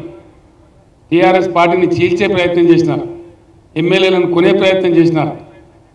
చివరికి తిక్కబుట్టి కేసీఆర్ సచ్చుడో తెలంగాణ వచ్చుడో అని చెప్పి ఆమరణ దీక్ష కూర్చుంటే అప్పుడు దిగొచ్చి ప్రకటన చేసినారు. అప్పుడన్నా ఇచ్చిండ్రా, అప్పుడు ఇయ్యలే. మళ్ళీ వంకబెట్టి మళ్ళా ఆగినారు. మళ్ళీ సకల జనుల సమ్మెని, ఉద్యోగస్తులు, తెలంగాణ ప్రపంచమంతా బదాల మీద పడితే అనేక మంది పిల్లలు చచ్చిపోతే గతి లేక చివరికి అప్పుడు 33 పార్టీలు మనకు సపోర్ట్ ఇచ్చిన తర్వాత అప్పుడు ముందుకు వచ్చినారు. ఇదంతా మన కళ్ళ ముందు జరిగిన, నిన్న మొన్న జరిగిన చరిత్ర. మీరు ఆలోచించాలని చెప్పి నేను కోరుతా ఉన్నా. ఈరోజు బీఆర్ఎస్ తెలంగాణ తెచ్చిన తర్వాత మీ ఆశీర్వాదంతో ప్రభుత్వానికి వచ్చి 10 సంవత్సరాల నుంచి పరిపాలన చేస్తూ ఉంది. ఈ 10 సంవత్సరాలలో ఏం జరిగింది, 50 సంవత్సరాల కాంగ్రెస్ పాలనలో ఏం జరిగింది, ఇది మీరు బేరీస్ వేయాలని చెప్పి నేను కోరుతా ఉన్నా. తెలంగాణ వచ్చినప్పుడు కొత్త కుండలో ఈగది వచ్చినట్టు, ఎందుకంటే కొత్త సంసారం. నిధులు లేవు, నీళ్లు లేవు, మంచినీళ్ళు లేవు, కరెంటు లేదు, చేనేత కార్మికుల చావులు, రైతుల యొక్క ఆత్మహత్యలు, గల్ఫ్ దేశానికి వలసలు పోవుడు, చాలా భయంకరమైనటువంటి బాధలు. ఇటువంటి ఇబ్బందులలో ఉంటుంది. ఒక 3-4 నెలలు కరగదీసి ఏ దారి పట్టాలి, ఏ పద్ధతి మనకు లాభిస్తుందని ఆలోచన చేసి ఒక మార్గాన్ని వేసుకున్నాం. దానిలో పేదల సంక్షేమం. ఇక్కడ తెలంగాణ వచ్చే వరకు తెలంగాణ ప్రజలు చెట్టుకోడు గుట్టకోడు అయినాం మనం. అనేక కరువు, అనేక బాధలు అనుభవించి మరి ఏ దారి కరెక్ట్ అని నిర్ణయించి సంక్షేమ కార్యక్రమాలతో మొదలుపెట్టినాం. రైతులు మొత్తం వ్యవసాయం బాగుపడాలి, వ్యవసాయ స్థిరీకరణ జరగాలి, రైతు బాగుంటే గ్రామం చల్లగా ఉంటుంది, గ్రామాలు బాగుంటే దేశం బాగుంటుందని ఒక పద్ధతి వేసుకున్నాం. మీరందరూ చూస్తూనే ఉన్నారు ఆ విషయాన్ని. 100 రూపాయలలో ఉండే 200 రూపాయలు ఉండే పెన్షన్, దాన్ని 2000 రూపాయల దాకా తీసుకొచ్చింది బీఆర్ఎస్ ప్రభుత్వమే తప్ప అంతకుముందు ఏ పార్టీ కూడా ఇయ్యలే. ఇక్కడ నేను మీకు ఒక మాట చెప్పాలి. 2014లో ఎన్నికల ప్రణాళిక రాస్తున్నాం తెలంగాణ భవన్లో. ఒక 2-3 ఐఏఎస్ అధికారులు కూడా ఉండిరి. నేను అడిగిన పెన్షన్ ఎందుకు ఇస్తామండి అని అడిగిన. ఏం కారణం చేతి ఇస్తామా, అసలు తమాషాకి ఇస్తామా, చెక్కల గింతలు పెట్టడానికి ఇస్తామా, ఏం సార్ మీ ఉద్దేశం అన్నారు. అనేక మంది విధి వంచితులు ఉంటారు మన సమాజానికి సంబంధించిన వాళ్ళే, మన తమ్ముళ్ళే, మన అన్నలే, మన వాళ్ళే అనుకోకుండా విధి వంచితులు అవుతారు వాళ్ళు. కొందరు భర్తలు చనిపోయి స్త్రీలు ఉండొచ్చు, కొందరు భర్తలు వదిలేసి ఒంటరి మహిళలు ఉండొచ్చు, ముసలి వాళ్ళు అయిపోతే వాళ్ళకి ఆలన పాలన ఉండొచ్చు, లేకపోవచ్చు. ఇవాళ బాగున్నాం దేవుని దయ వల్ల. ఒక యాక్సిడెంట్ అయితే కాలో చేయకపోతే అంగవైకల్యం రావచ్చు. అనుకోకుండా కొందరు ఇట్లా విధి వంచితులు అవుతారు. కాబట్టి సమాజానికి బాధ్యత వహిస్తున్న ప్రభుత్వమే వాళ్ళని కూడా సాధాలి, కాపాడాలి. ఈ 200 రూపాయలు ఎవరి ముక్కులో పెడతారు, 2 పూటలు వాళ్ళు తినేటట్టు ఆలోచించున్నారని చెప్పినట్టు. అప్పుడు అంతా లెక్క పెట్టిన వాళ్ళు అధికారులు అంతా కలిసి ఉప్పుకి ఇంత అవుతుంది, చింతపండుకి ఇంత, పప్పుకి ఇంత అని లెక్క పెట్టి 600 అయితే సరిపోతుంది సార్ అన్నారు. నిన్నకి ఈ పేదోళ్ళ కాడనే కొసరాన్నావా ఒక 1000 రూపాయలు పెట్టమన్నాం. ఆ తర్వాత దాన్ని 2000 రూపాయలు చేసుకున్నాం. సంపద ఎట్లట్లా పెరిగితే ప్రజలకు అట్లా పంచుతా ఉన్నాం. ఈ రకంగా అనేక సంక్షేమ కార్యక్రమాలు మీకు తెలుసు. కళ్యాణ లక్ష్మి కావచ్చు, కేసీఆర్ కిట్లు కావచ్చు, అమ్మఒడి వాహనాలు కావచ్చు, అనేక ఒక లిస్టు పెద్ద శాంతాడంత లిస్టు ఉన్నది. అవన్నీ మీ గ్రామాలలో జరిగేటియే, మీకు తెలిసినయే, నేను దాన్ని రిపీట్ చేయను. వ్యవసాయానికి వస్తే వ్యవసాయ స్థిరీకరణ జరగాలని ఒక 4-5 స్కీములు అనుకున్నాం. ఒకటి, అన్ని రాష్ట్రాలలో ఇండియాలో చెరువుల ద్వారా ప్రాజెక్టుల ద్వారా నీళ్ళు ఇస్తే దానికి ట్యాక్స్ వసూలు చేస్తారు, నీటి పన్ను వసూలు చేస్తారు. నేను మన దగ్గర రద్దు చేసిన నో వాటర్ ట్యాక్స్. అది ఎస్ఆర్ఎస్పి నీళ్ళు కానీ ఇంకోటి కానీ రేపు మీ పైప్ లైన్ ద్వారా వచ్చే 1,20,000 ఎకరాలకు వచ్చేటువంటి ఆ ప్రాజెక్టు ద్వారా కానీ అది ఫ్రీగానే ఇస్తారు తప్ప మీకు ఒక పైసా కూడా భారం రాదు. అదేవిధంగా కరెంటు మంచి బాగా చేసి ఒక 1.5 లోపల దాన్ని సరిదిద్ది, అంతకుముందు ట్రాన్స్ఫారాలు కావాలి ఎట్లున్నారో మీకు తెలుసు. ఆ బాధలన్నీ మనం కలిసి అనుభవించినాం. మంచి నాణ్యమైన విద్యుత్ శక్తిని 24 గంటలు రైతాంగానికి ఫ్రీగా ఇస్తూ ఉన్నాం. ఒకటే ఒక రాష్ట్రం ఇండియాలో ఇచ్చేది, ఫ్రీగా ఇచ్చేది ఇస్తూ ఉన్నాం. అదేవిధంగా రైతు బంధు ఇప్పుడు జమానాలో వినలే మనం చరిత్రలో. మనం అంజమాన అప్పులు తెచ్చి కట్టకపోతే తలుపులు ఇకపోవడే తప్ప గవర్నమెంట్ రూపాయి ఇయ్యలే. ఏ గవర్నమెంట్ కూడా ఆలోచించలేదు. ఇండియాలో ఏ గవర్నమెంట్ కూడా చేయలే. మొట్టమొదటిసారి దాన్ని పుట్టించిందే కేసీఆర్, దాన్ని పుట్టించిందే బీఆర్ఎస్ గవర్నమెంట్ అని మనం చేస్తాం. రైతు బంధు పెట్టుకున్నాం. దాంతో మీకు మంచిగా కొత్త పెట్టుబడి సాయానికి అంతా ఉన్నాయి టైంకు. అదేవిధంగా రైతులు పండించే ధాన్యాన్ని ప్రభుత్వం కొంటా ఉన్నది. కొంత నష్టం వచ్చిన ప్రభుత్వానికి ప్రభుత్వం మొత్తం కొంటా ఉంది. అట్లే ఎవరన్నా రైతు అదృష్టం బాగలేక చనిపోతే 5 గుంటలున్న రైతు అయినా సరే, 1 ఎకరం ఉన్నా సరే, వాళ్ళ కుటుంబం బజార్న పడద్దని 5 లక్షలతో రైతు బీమా పెట్టుకున్నాం. వాళ్ళకు కూడా సాయం అవుతా ఉంది. ఇవన్నీ కూడా కలగలిపి ఇవాళ కొద్దిగా రైతుల మొఖాలు తెల్లబడతా ఉన్నాయి. కొద్దిగా నిన్న మంచిగా అవుతా ఉన్నాం. ఇవే కాదు, ఇండస్ట్రీ కోసం బ్రహ్మాండమైన పాలసీ తెచ్చి పెట్టుబడులు సమకూరుస్తూ ఉన్నాం. అట్లనే ఐటీ రంగం దూసుకొని పోతా ఉన్నాం. త్వరలోనే బెంగళూరు దాటే పరిస్థితి పోతా ఉన్నాం. వెరసి రాష్ట్ర పెట్టుబడులు పెరిగిపోయినాయి, రాష్ట్ర ఆదాయం పెరిగింది. ఒక రాష్ట్రం బాగుపడ్డదా చెడిపోయిందా అని చూడడానికి కొన్ని గీటురాళ్ళు ఉంటాయి. అందులో ప్రధానమైనటువంటిది ఆ రాష్ట్రం యొక్క తలసరి ఆదాయం. తెలంగాణ వచ్చిన నాడు మన ర్యాంకు ఇండియాలో 19వ 20వ ర్యాంకు ఉంది. ఈరోజు 3,18,000 రూపాయల తలసరి ఆదాయంతో ఇండియాలో నంబర్ 1 తెలంగాణ ఉన్నదని చెప్పి నేను మీకు గర్వంగా తెలియజేస్తా ఉన్నా.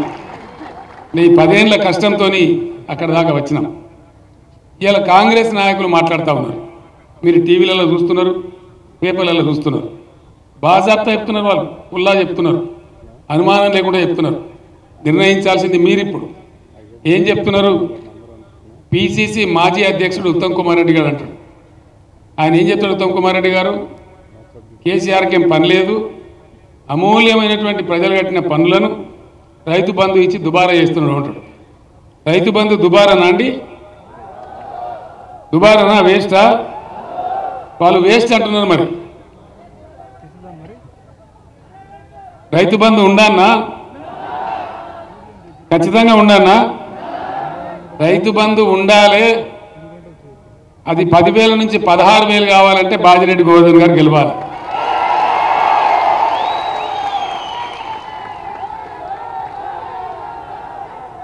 రెండవది, కుల్లా మాట్లాడుతున్నారు వాళ్ళు, ఓపెన్గా చెప్తున్నారు. ఇది ఒకసారి కాదు, 2 సార్లు 3 సార్లు చెప్తున్నారు. కేసీఆర్ పని లేదు, ఎక్కడ వేస్ట్గా 24 గంటల కరెంట్ ఇస్తాడు, 3 గంటలు అయితే సరిపోద్దు అంటుంది. సరిపోతుందా 3 గంటలు? సరిపోదా? ఎన్ని గంటలు ఉండాలి? 24 గంటలు ఉండాలి. 24 గంటలు ఖచ్చితంగా ఉండాలన్నా? 24 గంటలు ఉండాలని కోరటంలో ఒకసారి చేయొద్దు దయచేసి. ఈ కెమెరాలు కాడ తీయరా బాబు, వాళ్ళని తీయరు, జనాన్ని తీయరు. రాష్ట్రంలో ఏ మూలకు అడిగినా రాష్ట్రంలో ఇప్పుడు మీరు చెప్పినట్టే అన్ని సభల్లో చెప్తున్నారు. ఇదేమో ప్రజల వాయిస్. వాళ్ళేమో 3 గంటలు సరిపోతుందట, 3 గంటలు జాలుతుంది. మరి ఎట్లా మారుతుంది అని అడిగితే రైతులందరూ 10 HP మోటార్ పెట్టుకోవాలి. 10 HP ఉంటుందా రైతు దగ్గర? అసలు 3 HP 5 HP ఉంటుంది ఎక్కువ, అంతే కదా. మరి 10 HP మోటార్ ఎవడు కొనేది? ఇప్పుడు అయ్యా కొని అన్న యాడికెళ్ళి రావాలి? 1 కాదు 2 కాదు, తెలంగాణలో 30 లక్షల మోటార్లు ఉన్నాయి మన రైతుల దగ్గర. మీరు ఆలోచించాలి దయచేసి. మునుపు కరెంటు బిల్లు ఏంది, కథ ఏంది, ఎన్ని అవస్థలు, ట్రాన్స్ఫారం కాలితే ఎన్ని బాధలు, ఎన్ని లంచాలు. ఇవాళ ట్రాన్స్ఫారం కాల్తలేదు, మోటార్ కాల్తలేదు, ఏ బాధ లేదు. మంచిగా రైతు పండిన కాడికి డబ్బులు చేతికొస్తున్నాయి, అంతే కదా. ఈ పద్ధతి మరి పోవాలంటారు వాళ్ళు సాటుకు చెప్తలేరు, బాజాబ్తా చెప్తున్నారు, టీవీ ఇంటర్వ్యూలలో చెప్తున్నారు. మరి మీరు ఆలోచన చేయాలి. దీన్ని మించి రాహుల్ గాంధీ ఉన్నాడు, ఆయన చెప్తున్నాడు కాంగ్రెస్ గవర్నమెంట్ వస్తే ధరని తీసేసి బంగాళాఖాతంలో ఇస్తారట. ధరని ఎందుకు తెచ్చినాం? ధరని ఇంతకుముందు పైరవకారులు, కొంతమంది లంచగొండే అధికారులు మల్లేకి రాసి, మల్లేది పుల్లేకి రాసి, జుట్లు ముడేసి, తాకట్లు పెట్టి వాళ్ళని కార్యాలయాల చుట్టూ దింపి వాళ్ళ దగ్గర వేలు గుంజుకొని, లక్షలు గుంజుకొని తిన్నారు. కోర్టులలో పంపించిన అనవసరమైన వివాదాలు పెట్టి తలలు వలిగి చచ్చిపోయిన జనం. అది బంద్ అయింది. ఒక విషయం మీరు ఆలోచన చేయాలి. ధరణి పోర్టల్ వచ్చింది కాబట్టి రైతుల భూములు సేఫ్ ఉన్నాయి. ప్రభుత్వం తనకున్న అధికారాన్ని తీసి మీ బొటనవేలుకి అధికారం ఇచ్చింది. మీరు బొటనవేలు పెడితే తప్ప ఇవాళ మీ భూమి, మీకున్న యాజమాన్యం మార్చే హక్కు ముఖ్యమంత్రి కూడా లేదు అని మనం చేస్తూ ఉన్నాం. ఎవరి దగ్గర లేదు పవర్. మీ భూమి మీ పేరు మారాలంటే మీ బొటనవేలు పెడితే తప్ప మారే ప్రశ్న లేదు. ఈ అధికారం ప్రభుత్వం మీకు ఇచ్చింది. మరి మీరు దీన్ని కాపాడుకుంటారా, కాంగ్రెస్ అప్పచెప్పి పొడగొట్టుకుంటారా? మీరు నిర్ణయం చేయాలి. రెండవది, ఈరోజు మేము రైతు బంధు డబ్బులు పంపిస్తూ ఉన్నాం. ఎట్లా వస్తున్నాయి అవి? ఎవరికి ఎంత భూమి ఉన్నదో అంత భూమికి నిదానంగా మంచిగా అక్కడ మేము విడుదల చేస్తే ఇక్కడ మీ సెల్ ఫోన్లన్నీ టింగు టింగుమని మోగుతున్నాయి. మీరు పోయి చూసుకుంటే బ్యాంకులో మీ డబ్బులు ఉంటున్నాయి. ఎంత రావన్నా అంత బరాబర్ నికరంగా వస్తున్నాయి. దాని మీద మీరు మందు బస్తాలు కొనుక్కుంటున్నారో, పురుగుల మందు కొనుక్కుంటున్నారో, ఇత్తనాలు కొనుక్కుంటారో, దేనికో దానికి వ్యవసాయానికి వాడుతున్నారు, మంచి పంటలు పండిస్తారు. ఇలా ధరను తీసేస్తే రైతు బంధు ఎట్లా రావాలి? ఏం జరుగుతుంది? మళ్ళీ మొదటికైనా కథ వైకుంఠం ఆటలా పెద్దపా మింగినట్టు అవుతుంది. మళ్ళీ విఆర్ఓలు, మళ్ళీ పాని నకళ్ళు, మళ్ళీ ఎంఆర్ఓ ఆఫీసు, మళ్ళీ అగ్రికల్చర్ ఆఫీస్ ఉంటుంది తిరగన్నా.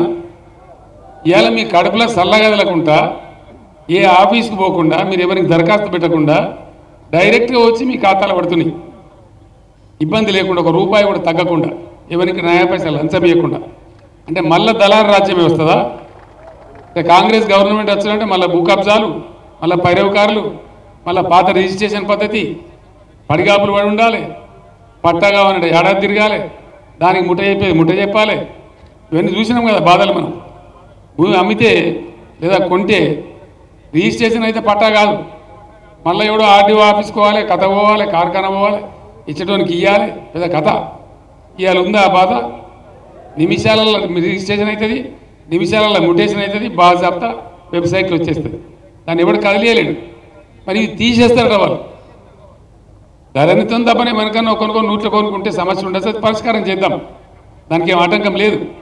కానీ ధరని తీసేస్తే ఇంత మంచి క్లీన్గా ఉన్న వ్యవహారం మళ్ళీ మురికికుంటా కావన్నా, ఇగో ఇది పెద్ద ప్రమాదం. ఇది కాంగ్రెస్ పార్టీ వస్తే వచ్చేటువంటి ఒక ఉప్పెన. వాళ్ళు కుల్లా చెప్తున్నారు బాజాప్తా, నిర్ణయం తీసుకోవాల్సింది ప్రజలే. అందుకే నేను మిమ్మల్ని కోరేది, మీ గ్రామాలలో ఈ విషయాలు చర్చ పెట్టండి, దయచేసి మాట్లాడండి గ్రామాలలో. మనకు మనం అనుకోవడం కాకుండా ప్రజలను అడిగి, మరి ఏ పార్టీ ఉంటే సేఫ్ ఉంటుంది, ఏ పార్టీ చేతిలో ఈ రాష్ట్రం ఉంటే సేఫ్ ఉంటుంది, ఏం సంగతిని ఆలోచన చేయాలి. కృష్ణా గోదావరి రెండు నదుల మధ్యలో మనం కేసీఆర్ కన్నా దొడ్డుగున్నోళ్ళు, కేసీఆర్ కన్నా ఎత్తున్నోళ్ళు ఎంతమంది ముఖ్యమంత్రులు కాలే? ఈ మంచినీళ్ళు తెచ్చుడు కూడా చేత కాలేదా? ఎన్ని బాధలు పడ్డాం.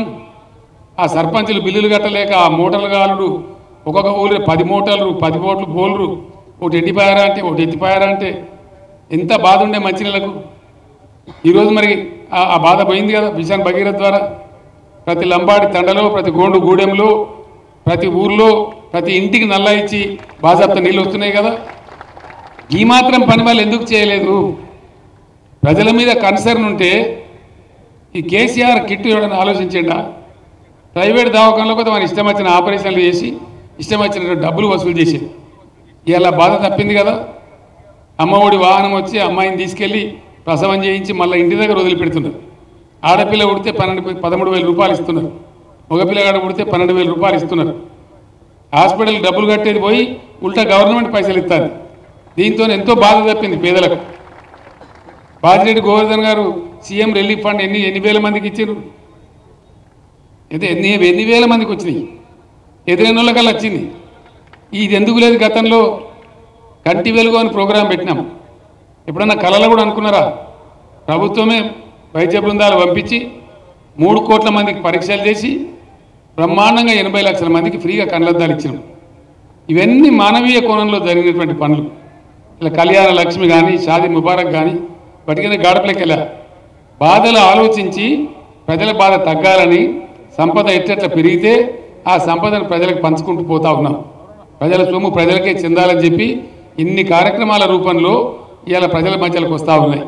మరి దయచేసి ఇవన్నీ ఉండన్నా, లేదా 10 ఏళ్ళు పడ్డ శ్రమ వృధాగా ఉన్నా, అద్భుతంగా అభివృద్ధి చెందిన ఈ రాష్ట్రం మళ్ళీ వెనకతొట్లు పట్టన్నా, మళ్ళీ పాతకథనే రావన్నా, ఒకసారి మీరందరూ జాగ్రత్తగా ఆలోచించాలని మనం చేస్తాము. డిచిపల్లిలో లంబాడ బిడ్డలు ఎక్కువ. ఇక్కడ మా తండాలో మా రాజ్యం ఎన్నో ఊరేగింపులు చేసినారు, ఎన్నో మీటింగులు పెట్టినారు, హైదరాబాద్లో పోయినారు, ఎవడో పట్టించుకోలే, ఏ గవర్నమెంట్ చేయలేదు. ఇవాళ బ్రహ్మాండంగా బీఆర్ఎస్ గవర్నమెంట్ చేస్తే దాదాపుగా 50 తండాలు గ్రామ పంచాయతీలు అయినాయి డిచిపల్లి నియోజకవర్గంలో. వాళ్ళ తండాను వాళ్ళే పరిపాలించుకుంటూ ఉన్నారు. తండా అభివృద్ధికి నిధులు వాళ్ళకే డైరెక్ట్గా పోతూ ఉన్నాయి. అద్భుతంగా పనులు చేసుకుంటూ ఉన్నారు. అదేవిధంగా పోడు భూములు కూడా ఒక 3,085 ఎకరాల పోడు భూమి కూడా డిచిపల్లిలో పంచినాం. ఇప్పుడే గోవర్ధన్ గారు చెప్పాను, సార్ ఇంకా కూడా కొంత ఉన్నది పోడు భూమి పంచాలని చెప్పాను. ఎన్నికల తర్వాత తప్పకుండా దాన్ని కూడా పరిశీలన చేసి పరిష్కారం చేద్దామని చెప్పి నేను మనవి చేస్తా ఉన్నా. దానికి ఇబ్బంది ఏమి లేదు. ఎస్టీల యొక్క రిజర్వేషన్, గిరిజనుల రిజర్వేషన్ 10% పెంచుకున్నాం. దాంతో విద్యా ఉద్యోగ అవకాశాలు పెరిగినాయి లంబాడ బిడ్డలకు, గిరిజన బిడ్డలకు. అది కూడా మీరు నిర్ణయించాలని చెప్పి మనం చేస్తా ఉన్నా. మీ కోరిక ఎన్నడూ ఎవడు తీర్చలే. మీ తండా సర్పంచ్లు చేయలే, గ్రామ పంచాయతీ చేయలే, మీకు డబ్బులు ఇవ్వలే, మీ రిజర్వేషన్ పెంచలే. ఇవన్నీ కూడా లంబాడి సోదరుల బిడ్డలు అందరూ ఆలోచించాలని చెప్పి నేను కోరుతా ఉన్నా. వీటన్నితో పాటు మంచి రిజర్వాయర్ పనులు జరుగుతున్నాయి, అది పూర్తి అవుతుంది. మీకు బ్రహ్మాండంగా ఇజ్రాయెల్ టెక్నాలజీతోని 3 ఎకరాలకు ఒక అవుట్లెట్ పెట్టి ఆ నీళ్లు వస్తున్నాయి, త్వరలోనే కంప్లీట్ అవుతుంది. అది 2 నియోజకవర్గాలు కలిసి ఉన్నది. మంత్రి వేముల ప్రశాంత్ రెడ్డి గారికి వీరికి కలిసి మన గోవర్ధన్ గారి కాన్స్టిట్యూన్సీ కలిసి ఉంది. త్వరలోపల అది పూర్తయితే అద్భుతమైనటువంటి వాటర్ వచ్చేస్తుంది. ఆ రిజర్వాయర్లో ఉన్న బాధితులు ఉంటే వాళ్ళకి మంచి నష్టపరిహారం ఇద్దాం, వాళ్ళని ఇబ్బంది పెట్టకుండా ఆ రిజర్వాయర్ కూడా పూర్తి చేసుకొని ఇది కూడా చేసుకుందామని చెప్పి నేను మనవి చేస్తా ఉన్నా. ఈ విధంగా అన్ని కార్యక్రమాలు ప్రజల కోసం చేసి మంచి పనులు చేసేటువంటిది. బీడీ కార్మికులకు ఏ ప్రభుత్వం అన్న పెన్షన్ ఇచ్చిందా? నేను చిన్నప్పుడు బీడీలు చేసే వాళ్ళు ఇంట్లో ఉండే చదువుకున్న దుబాకలు వాళ్ళ బాధ నాకు కళ్ళారా చూశాను. వాళ్ళకు వచ్చే జబ్బులు కూడా నాకు తెలుసు. అందుకోసమని 16 రాష్ట్రాలలో బీడీ కార్మికులు ఉంటారు దేశంలో. ఎక్కడ కూడా ఏరు బీడీ కార్మికుల పెన్షన్, ఒక్క తెలంగాణలో ఇస్తున్నాం. నేను ఇంకో మాట కూడా చెప్తా ఉన్నా, బీడీ కార్మికులు 14వ సంవత్సరం వరకు కట్ ఆఫ్ డేట్ ఉన్నది. తర్వాత కొంతమంది కొత్త వాళ్ళు ఉన్నారు, వాళ్ళందరూ కూడా ఇస్తామని పెన్షన్ ఇస్తామని చెప్పి నేను మనవి చేస్తా ఉన్నా. ఆ కార్మికులకే కాదు, అలా పనిచేసి ఆ ప్యాకర్స్కు ఠేకేదారులకు కూడా ఇలా పెన్షన్ కొంత ఇస్తా ఉన్నాం, ఆదుకుంటా ఉన్నాం. బీమాలు అయితే మనకు హాస్పిటల్ ఎట్లుంటే గవర్నమెంట్ హాస్పిటల్ ఇప్పుడు ఎట్లయినాయి? డయాలసిస్ కేంద్రాలు కిడ్నీ రోగులు ఉంటే వాడిని పట్టించుకున్నాడా? హైదరాబాద్ దాకా పోవాలి. ఇలా 103 సెంటర్లు పెట్టుకున్నాం. తెలంగాణ రాకముందు కిడ్నీ రోగులకు డయాలసిస్ కోసం 3 సెంటర్లు ఉండే తెలంగాణలో. ఇలా 103 కేంద్రాలు పెట్టుకున్నాం. వాళ్ళకు కూడా కిడ్నీ రోగులకు కూడా 2000 రూపాయల పెన్షన్ ఇచ్చి ఆదుకుంటా ఉన్నాం. ఈ పెన్షన్దారులంతా గరీబులు, పేదోళ్ళు కాబట్టి పెన్షన్ అందుకే 5000 రూపాయలకు పెంచుతామని చెప్పి నేను మొన్న ప్రకటించడం జరిగింది. బీమా చేపిస్తామని చెప్పినాం. ఈ బీమా అందరు కూడా చేపిస్తాం. గల్ఫ్ కుటుంబాల వాళ్ళకు కూడా బీమా వర్తింపజేస్తాం తప్పకుండా. ప్రతి వాళ్ళకు కూడా వస్తుంది. ఆ రకంగా మతం లేకుండా, కులం లేకుండా, జాతి లేకుండా అందరు ప్రజలు సమానమే అనుకొని ఎవరి అవసరాన్ని బట్టి వాళ్ళకు మనం చేసుకుంటూ పోతా ఉన్నాం. ఇటువంటి మంచి పద్ధతిలో రాష్ట్రాన్ని ఒక ధరికి తెచ్చినాం. మరి దాన్ని కాపాడాల్సిన అవసరం ఉంది. ఒక కేసీఆర్ కొట్టాడు, మీరు కూడా కొట్టాడాలి. ఈ ఎలక్షన్ మీరే కొట్టాలని చెప్పి మనం చేస్తా ఉన్నా. వాళ్ళు కుల్లా చెప్పుకుంటూ వస్తున్నారు, కరెంటు తీసేస్తాం, ధరను తీసేస్తాం అని చెప్పంగా మాకే వేసినరా, అందుకే భద్రత తీసేస్తామంటారు. రేపు నేను కూడా ఏం చేయలేను, మళ్ళీ రోడ్ ఎక్కాలి, మళ్ళీ పంచాయతీ పెట్టుకోవాలి తప్ప ఎవరో మేము చేయలేము. చేతిలో ఉన్న జార కొట్టుకుంటే దొరికేదేం లేదు. మధ్య మాటలు పట్టుకొని మారుమానం పోతే మళ్ళీ చివరికి ఇల్లు కాలిపోయిందని పెద్దలు చెప్పింది. ఇలా మాటలు నమ్మిపోతే ఏం జరుగుద్దో మీరు ఆలోచన చేయాలి. చాలా జాగ్రత్తగా మీ ఓటు ఆలోచన చేయాలి తప్ప ఆగమాగం వేయొద్దని చెప్పి నేను మరొకసారి కోరుతా ఉన్నా. గోవర్ధన్ గారు ప్రజల నాయకుడు, ఆయన ప్రజా ఎమ్మెల్యే, మీ అందరికి తెలుసు. ఆయన ఇంటి నిండా ఎప్పుడు చూసినా పబ్లికే ఉంటారు, పూర్తి స్థాయిలో ప్రజలే ఉంటారు. ఇల్లంతా ప్రజలతో కూడుకొని ఉంటుంది. ఎంతమంది వచ్చినా వాళ్ళ పనులు చేసి పెట్టేటువంటి వ్యక్తి, సీనియర్ నాయకుడు, అనుభవం ఉన్న వ్యక్తి, మంచి నాయకుడు. కాబట్టి దయచేసి పెద్ద మెజార్టీతో మీరు గోవర్ధన్ గారిని గెలిపించాలని కోరుతా ఉన్నా. ఆయన కోరినటువంటి గోవర్ధన్ గారు కోరినటువంటి కొన్ని చిన్న చిన్న పనులు ఏవైతున్నాయో అవేం పెద్ద బ్రహ్మాండమైన పనులు కావు, అవన్నీ చేసే బాధ్యత నాది అని చెప్పి నేను మీకు మనవి చేస్తా ఉన్నా. తప్పకుండా అవన్నీ చేసి పెడతాం, దానిలో ఏమి ఇబ్బంది లేదు. ఇటువంటి మంచి నాయకుని గెలిపిస్తే మంచి జరిగే అవకాశం ఉంటుంది. కాబట్టి తప్పకుండా గోవర్ధన్ గారిని గెలిపిమని కోరుకుంటూ నేను మీ దగ్గర సెలవు తీసుకుంటా ఉన్నా. జై తెలంగాణ, కారు గుర్తుకే, కారు గుర్తుకే, జై తెలంగాణ. ధన్యవాదాలు.